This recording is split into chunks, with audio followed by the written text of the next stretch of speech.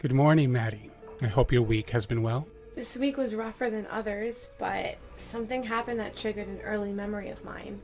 I would like to discuss it with you. Of course. Let's begin, shall we?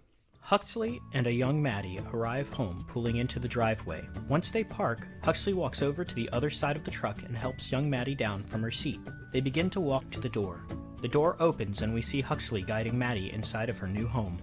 Oh, you must be Maddie. You're such a big girl. You flew all the way here by yourself. I'm so proud of you. Maddie hides behind Huxley. Oh, don't be scared. I made up your bedroom and it's filled with fun toys. You even have a princess bed.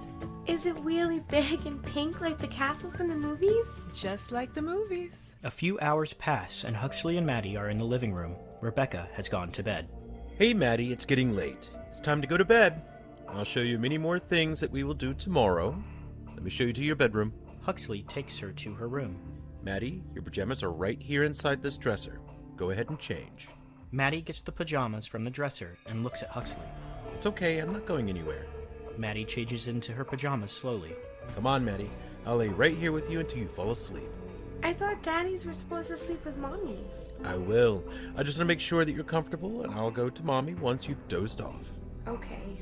Good night, Maddie. Good night, Dad. Huxley and Rebecca are conversing and making coffee. Huxley walks away while Rebecca goes to get the creamer from the fridge.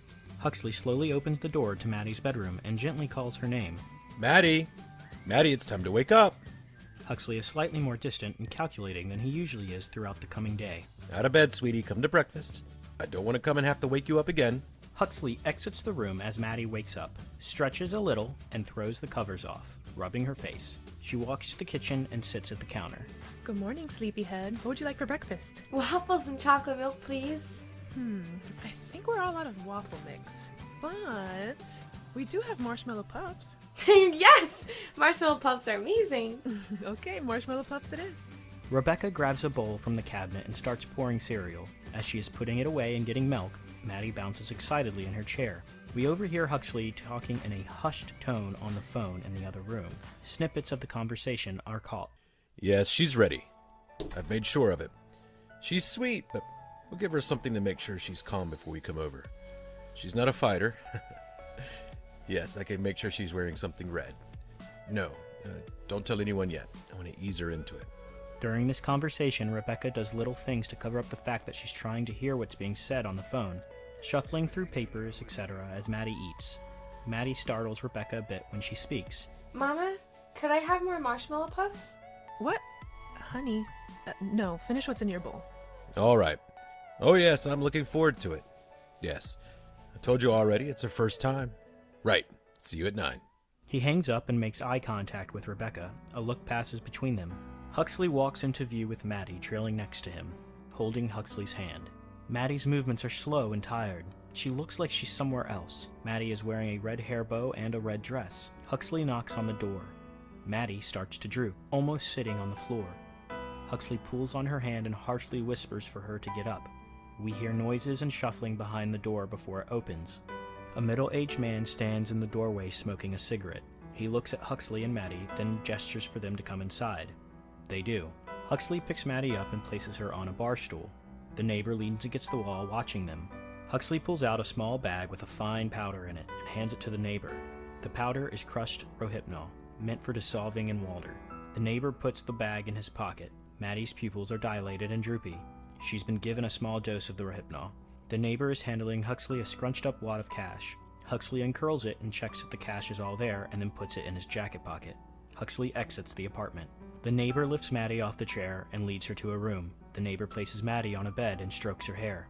He stands, starts to undo his belt as he walks to the door. He closes the door.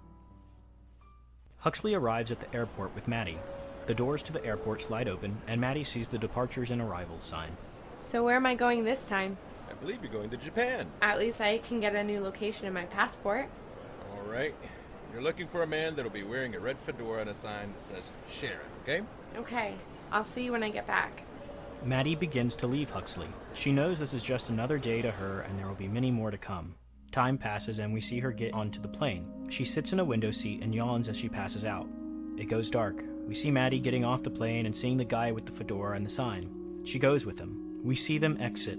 We now see Maddie exiting planes and entering planes, being dropped off and being picked up by strange men. Maddie exits a plane for the final time. I can't do this anymore. Maddie walks over to Huxley.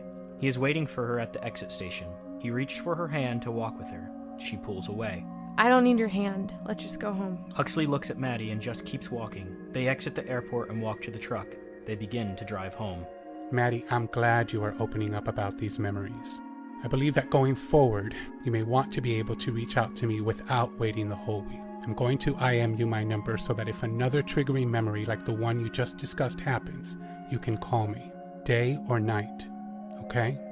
Thank you. I promise to use it in emergencies only. I feel like we've discussed a good chunk today. If you need a breather, why don't we aim to try again next week? Thank you. I'll see you next week. See you next week, Maddie.